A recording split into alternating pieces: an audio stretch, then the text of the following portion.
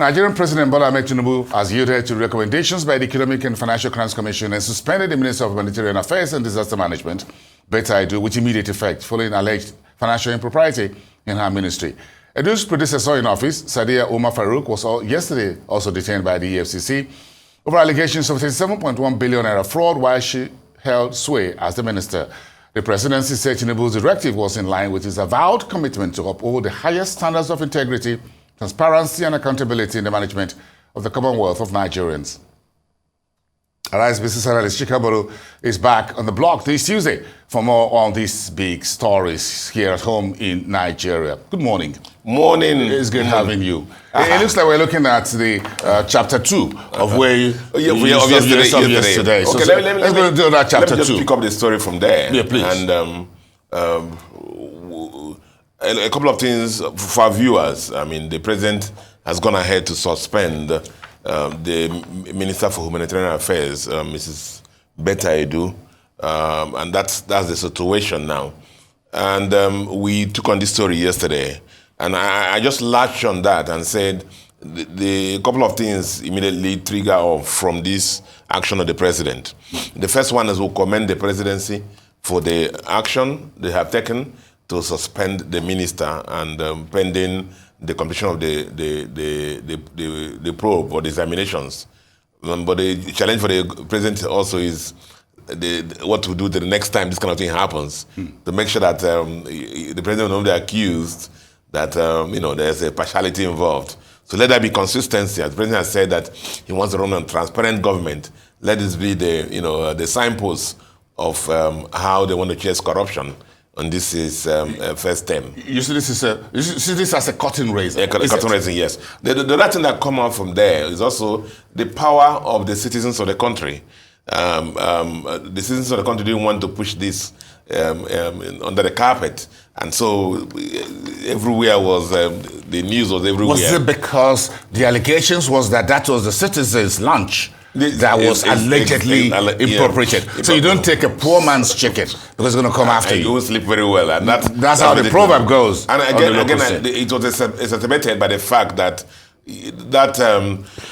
ministry has been, inundated. Yeah, inundated with bad stories about the making away with the Commonwealth.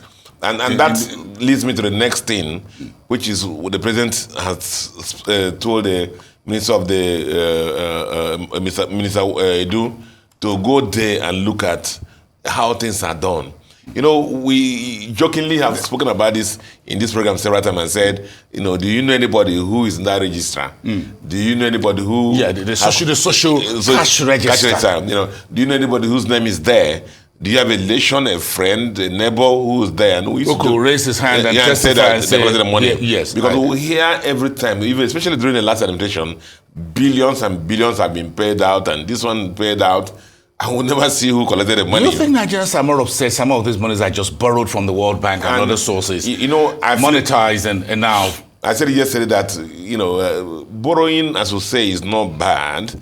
But when the borrowing is stolen again away, there's a problem. You borrowed on behalf of the poor, and then but the poor don't get that. Don't get the benefit yet, and so that makes all that. So for me, those are the issues, and we'll just pack it there and we'll start waiting for the president. So if you're looking at President Tinubu's ranking today, job well done. You think his index would have gone at least one notch higher with Betta Edu's suspension? I mean I don't want to say his hands were forced.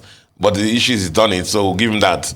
And then, as I said, let's wait for the next what will be the test will be what we'll do the next time and the next time. And yesterday, next time. you were a little bit up on the issue of how do we prevent exactly problems. I continue on that because even yesterday, someone called me and said, "Chika, how is it that within 2 weeks to the end of 2023, some director in that ministry was able to make away for something billion naira, ferret away for some billion naira from the pool or the banks or accounts of the ministry, and it was an enigma, So that's the issue, the process.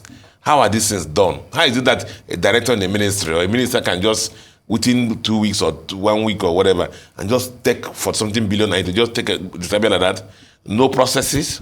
What are the civil servants? what are the, the memo, somebody initiated the memo, somebody signed the memo, there's audit in each ministry they signed. And I think there must be a process.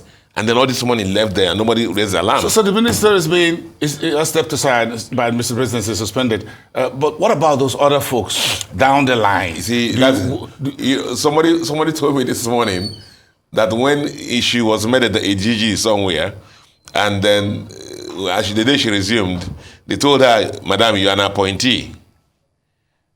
Your tenure may be less than 4 years, but some of us have been here for 20 years as civil servants. Soldier go, soldier come, barrack remain. You will come and go, we will still be here. So it's a subtle message. Subtle message. So as I said, we said yesterday again, the system has to be looked into. Because if you bring another Betedo and put there as a minister, the same thing may cycle. Another memo, most likely with cash. Yeah. Well, what about we want more confidence in the public sector? Give me 1 minute. And do you think, what other things do you think we can do, public and civil service? It's accountability. And whenever how do we get it? Yes, whenever you use the word accountability, yes, the next word you use is leadership. Yes. Who's in charge? Who is in charge? That's it. Whenever you talk about accountability, the next word you should talk about is leadership. Who's in charge? Because they must go hand in hand. So this is happening because the president of Nigeria now could do something. The last president we had, was, as his minister have said, he just lets into the football field to go and play and wait for you after 90 minutes, even he may not be there after the match ends. And that's the kind of coach he was. But so it's the issue of leadership. It's the issue of the kind of government that President Tinubu wants to run. Leadership. If you want, leadership. If you want to run a transparent government, everybody that's down the value chain must tag along, must sing that from same hymn book like him. Do you think Dangote is ready for that leadership in petroleum refining? The refinery, with the sixth batch of crude oil. I'm one of the. Nigerians should be happy, but I'm one of the happiest Nigerians on this. I knew that they needed to ramp up to 6 million barrels at the minimum level to enable the plant to start running. And I have an engineering mind, so Nigerians say, the thing hasn't started producing or not. But see, this is a massive plant. I've been there. I know how massive it is. So there are going to be test runs and test runs. Now, you don't just fire a refinery like that. No, yeah, initial products will come out. You test the parameters and make sure that they're fit for purpose and fit for use. And you continue to do that, the input-output ratio, and so on and so forth, before you actually start pushing out on the streets. I never knew you're so efficient in engineering. We've got to find something for you in the engineering space. The way you're sounding more like, since your banking has got a different engineering part of you. But do you think this will help? And this is a great game changer for Nigeria in the short to medium term. What do you expect? Yes. This will help us at least. On availability, and certainty and reliability. And of course, they will talk about pricing later. And pricing, just some notches up the usual price because of some logistic costs. But because the fundamental cost, which is the crude oil, it's going to be same price all the other world. Interesting. But this is ours, so we're happy to celebrate that. Okay, now you're sounding more happy today, at the end of today. Now you were yesterday morning when we were here. But it's good to have you. Thank you, Chika Mbonu, RI's business analyst here on Global Business Report.